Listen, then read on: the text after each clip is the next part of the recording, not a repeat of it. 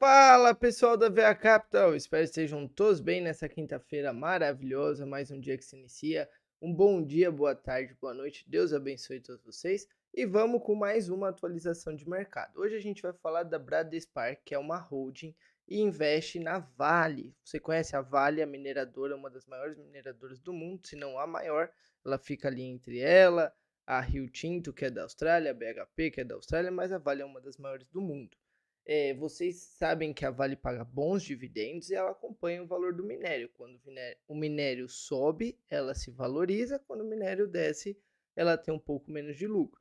Então a Bradespar, que possui 3% da Vale, 3 e pouquinho por cento da Vale, ações da Vale, ela acompanha o movimento da Vale. Se a Vale vai bem, a Bradespar vai bem. Se a Vale vai mal, a Bradespar vai mal. Só que quando a distribuição de lucros, a Bradespar recebe 3%, né, que é condizente com quanto ela tem de quantidade, e repassa esses dividendos para os acionistas da Bradespar. Então podemos dizer que o foco dela foi um pessoal, né, se juntou ali, fez uma hold, criou uma empresa. A empresa é tão grande, né, tem 3% da Vale, que ela abriu capital na bolsa. Então o foco dela é investir na Vale, tirar ali a burocracia de tudo e receber os dividendos e repassar 100% desses dividendos para nós acionistas. Então, já que a ideia dela é essa, ela tem aí um desconto proporcional ao preço da Vale. A Vale custa 57, a Bradespar custa 16, 18, vai variando. Já chegou a valer 65, quando a Vale está valendo 120. Então ela tem esse desconto com a Vale. A Vale vai para 120, a Bradespar vai para 50, 67. A Vale vale 57, ela vai para 18, 20, 16, depende. A Bradespar, quando repassa esses dividendos, a gente ganha um pouquinho a mais de dividendos, né? Cerca de 30%, porque você consegue comprar mais quantidades comparado à Vale e o foco da empresa, da Hold. É isso.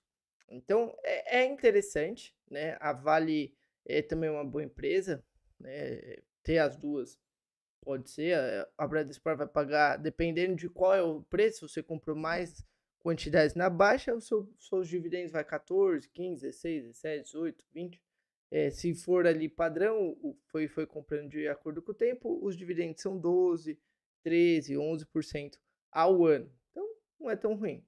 A Bradespar também vai pagar uma dívida de um processo que já rola há muitos anos, ainda não sabe se vai pagar, supostamente vai pagar, e é cerca de 2 bilhões, por isso também o preço da ação está tão descontado referente à Vale. Bom, não é tão ruim, né? É bom, é uma das maiores pagadoras aí de dividendo da Bolsa, a Vale é uma das maiores empresas do Brasil, né? Tem a Petrobras, tem a Vale, a Ambev, tem as grandes empresas, os bancos, né? O Itaú, Nubank, BTG, Santander, o Bradesco. A gente viu que o Santander está voltando, o Bradesco está voltando.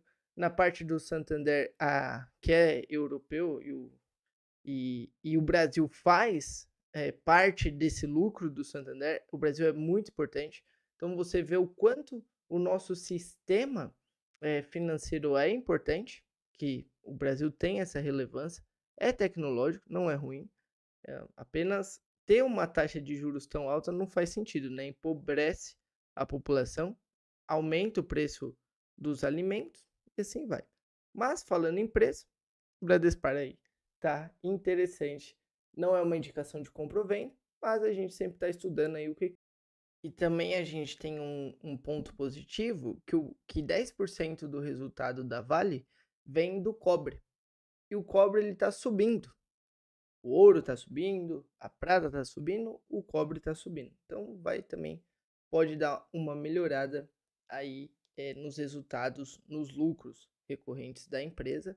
E aí também sobra pinga ali na Bradespar. Você já conhecia essa empresa, Bradespar? Comenta aqui, você investe nela? Deixa eu curtir se você gosta desse tipo de conteúdo, quer começar a receber dividendos. Ajuda aqui o canal, tá bom? Outro ponto também interessante é que a Americanas, ela reportou o seu balanço e ela teve um prejuízo de 536 milhões, né? Em 2023 ela teve um lucro bilionário, então meio que dá para ainda bater. Os donos dela, né? os Lehman ali, estão colocando o Sucupira, estão colocando dinheiro, eh, dentro da Americanas, bilhões e bilhões de dinheiro. Estão tentando reviver, gerando empregos. O que aconteceu com ela foi que a grande maioria dos executivos roubaram, né, fraudaram, supostamente, que está sendo ainda julgado, mas foi isso que aconteceu, o balanço da empresa. Então todo mundo que lia o balanço da empresa fala: "Nossa, a Americanas é muito boa. Americanas vale 25, 27, 33". Aconteceu isso com a IRB também, e com outras empresas, infelizmente. E tem as auditorias que vão lá, analisam os balanços e vai saber o que acontece. Isso também acontece nos Estados Unidos, acontece na Argentina, acontece em vários lugares do mundo. Não é que a investir em empresas acaba sendo ruim. Não, é porque tem pessoas ruins em todo lugar. Em vez de fazer o negócio. O Eike Batista também faliu por causa dos executivos que ele colocou, que ele dava 200 milhões, um pacote para cada um, para quem achar. E para eles ganhar esse dinheiro, eles mentiam que estavam achando petróleo. Aí acabou falindo também o Wake. Então, tem pessoas que fazem, né, que burlam e acabam com vida de milhões de pessoas, né, milhares de pessoas, porque uma pessoa que trabalha ali talvez tem 4 atrás dela que precisa daquele dinheiro, que está ajudando. E a Americanas está em recuperação judicial. Tem vários investidores, tem até um caso que saiu na mídia, né, que o cara colocou lá 25 milhões, porque ele acredita muito que os empresários que cuidam da Americana vão dar a volta por cima, e tá valendo centavos, né, são as famosas penny, que nem a Oi. A Oi reportou 3 bilhões, 2,9 bilhões de prejuízo. Pode ser que um dia o Lula que criou esse negócio aí, ele volte a olhar para ela e quite as coisas, faça. Ela também está em recuperação judicial. Então tem sempre as pessoas que colocam nessas empresas penny, né? Que são as empresas que valem um penny. Penny é $1, vale centavos. Penny quer dizer a moeda em inglês, né? Então quer dizer que ela está valendo centavos ou R$ 1. E aí vários investidores. Tem até um livro famoso que chama Faça Fortuna. Não, Sábios Ricos. Ah, não lembro o nome do. É uma capa azul. Sábios Ricos.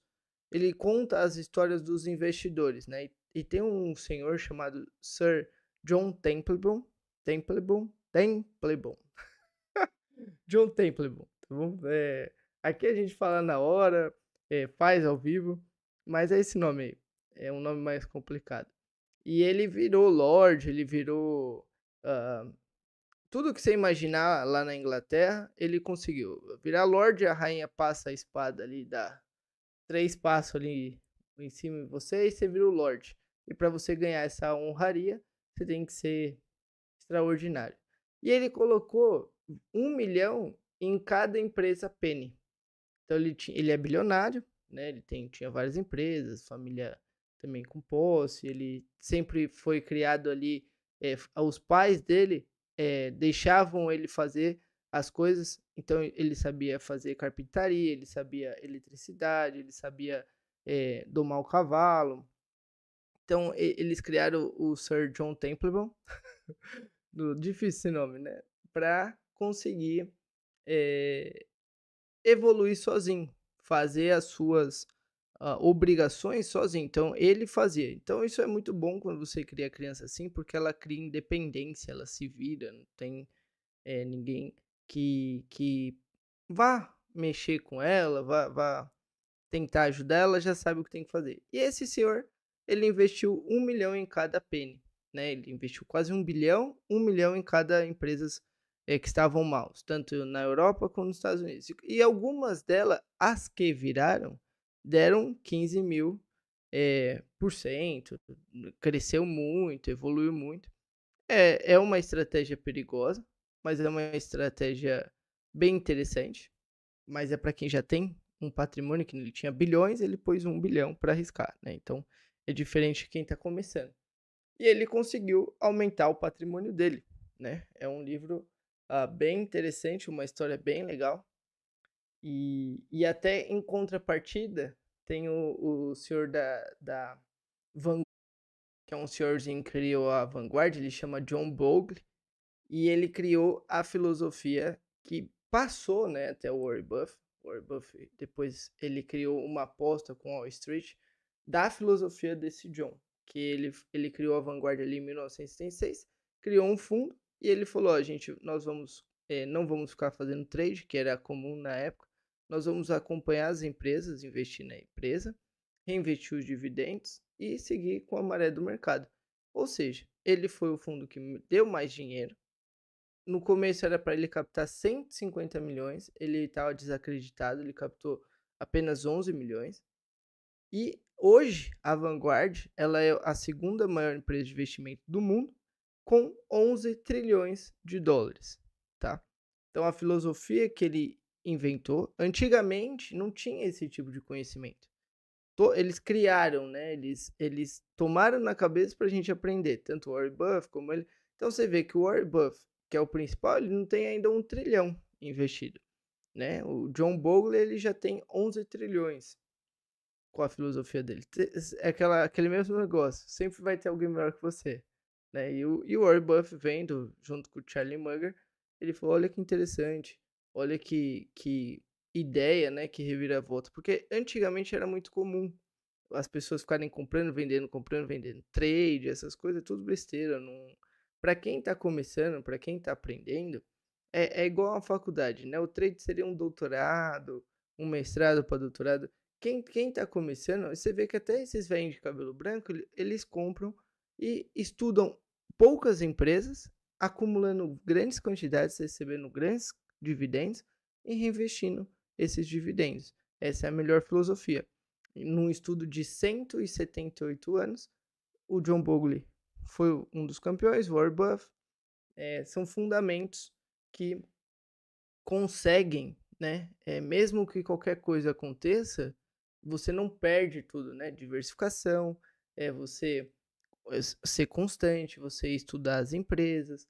Quanto você monta, você pode ter empresas arriscadas na sua carteira, umas 5, né? Se você tem 1 milhão, por exemplo, você vai ter 40 ativos, umas 5, 7 mais perigosas, metade ali mais médio conservador, e vai ser sempre tem aquelas que ganham muito, né, que crescem muito, que explode e muda a carteira.